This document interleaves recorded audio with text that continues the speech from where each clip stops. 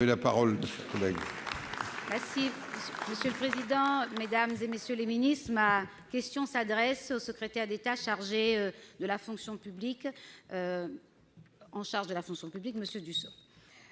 En 2018, j'ai alerté par courrier Monsieur le ministre de l'Intérieur sur la non-application du critère des centres d'intérêt matériels et moraux, dits CIM, dans les règles de mutation pour la police nationale.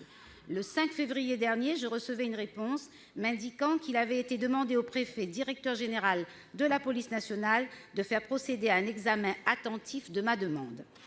Le Conseil d'État a été, semble-t-il, plus prompt que les services de l'Intérieur et a apporté une réponse définitive à ma question.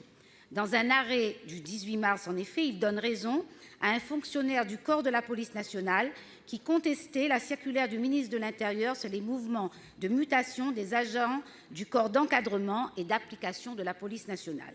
L'arrêt du Conseil d'État est sans ambiguïté. Dès l'application de la loi, l'administration doit tenir compte des CIM dans l'examen des demandes de mutation.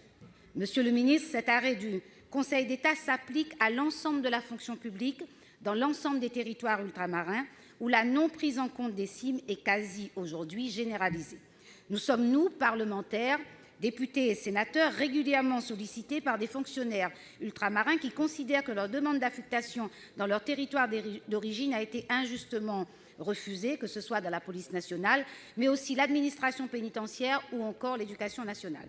Aussi, je vous demande si les décisions d'affectation des fonctionnaires ultramarins pour l'année 2019 vont bien être vues par l'ensemble des administrations en prenant en compte l'arrêt du Conseil d'État du 18 mars. Je vous remercie de votre réponse. Monsieur Dussopt, pour répondre, Monsieur le ministre. Merci, Monsieur le Président. Madame la sénatrice, la question que vous posez porte effectivement sur les centres d'intérêt matériel et moraux, et plus précisément sur la priorité légale d'affectation dont bénéficient les fonctionnaires d'origine ultramarine dès lors qu'ils peuvent justifier de ce centre d'intérêt matériel et moral en Outre-mer. C'est une notion qui connaît une application récente, puisque jusqu'en 2017, cette application était extrêmement disparate, voire inexistante dans un certain nombre de corps. Et depuis la loi pour l'égalité réelle en Outre-mer, cette disposition a une valeur légale. Elle s'applique à tous les fonctionnaires, quel que soit leur corps, quel que soit leur établissement d'origine et quelle que soit leur catégorie hiérarchique. C'est une décision qui a été prise par le Parlement et qui doit être appliquée absolument partout. Nous avons vérifié et observé un certain nombre de situations, puisque le Premier ministre s'était engagé en septembre 2018 à procéder à une évaluation de ce dispositif. Ce que je peux vous dire à ce stade, c'est que 11% du volume total des demandes de mutation était accompagné de la reconnaissance, de la demande de reconnaissance d'un centre d'intérêt matériel et moral.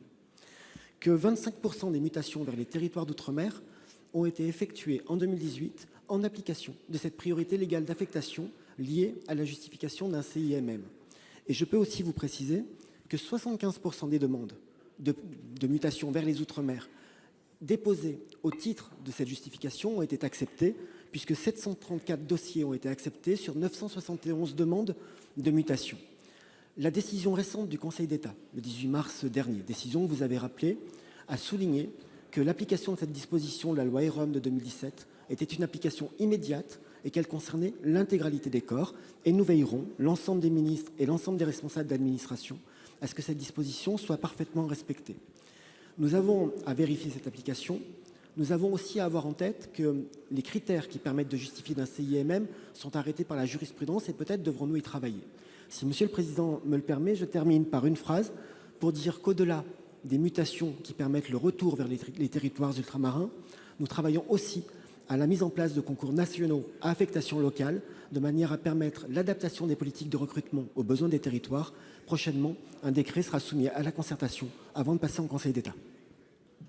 Madame Dindar.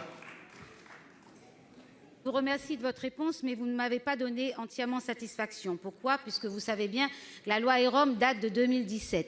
Au fond, ces fonctionnaires qui ont exercé un certain nombre d'années sur le territoire national hexagonal demandent souvent le rapprochement avec un membre de la famille ou un membre vieillissant, ou eux-mêmes sont en grande difficulté psychologique, souvent parfois en arrêt maladie. Alors je vous demande son application au nom de tous ces fonctionnaires ultramarins de manière unanime sur l'ensemble des demandes d'affectation de